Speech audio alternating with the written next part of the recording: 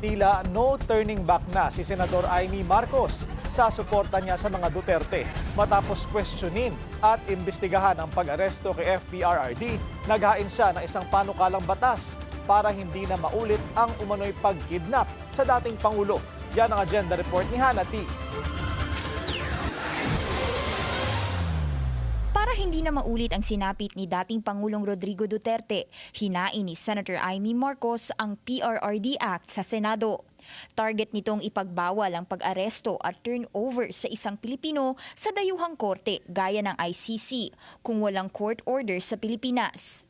Hindi na dapat maulit ito nangyari kay Presidente na kinidnap siya at dinala rito sa ibang bansa.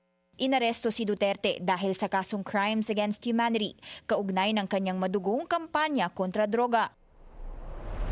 Sa panukala ng senadora, pwedeng makulong o pagmultahin ng hanggang 10 million pesos ang sinumang sangkot sa extraordinary rendition o yung paglipat ng isang tao sa ibang jurisdiction nang walang court order o pahintulot. Wala tayong masasabi dahil yung ICC ang may proseso sila na kanila, pero para sa atin sa Pilipinas, labag din sa ating batas ang nangyari. Kaya kailangan managot.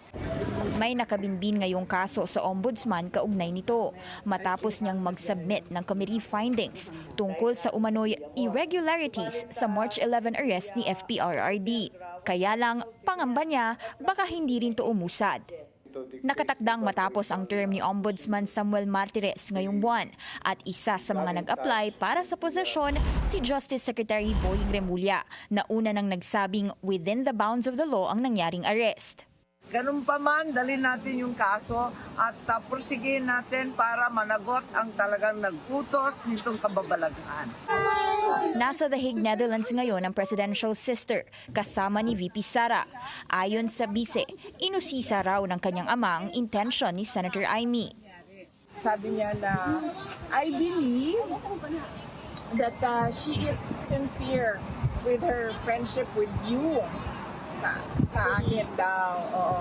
Kasi sabi niya, pwede naman siyang hindi makipagkaibigan sa iyo eh. Pero nakikipagkaibigan siya sa iyo. Wala pang opisyal na pahintulot ang ICC sa pagbisita ni Senator Amy sa detention center. Bago pa ang panukala ni Senator Amy, naghain din ng resolution ng ilang Duterte allies dito sa Senado para sa interim release at house arrest ng dating Pangulo. Aminado ang senadora, baka baliwalain lang daw ito. Para sa agenda, Hannah T, Bilyonaryo News Channel.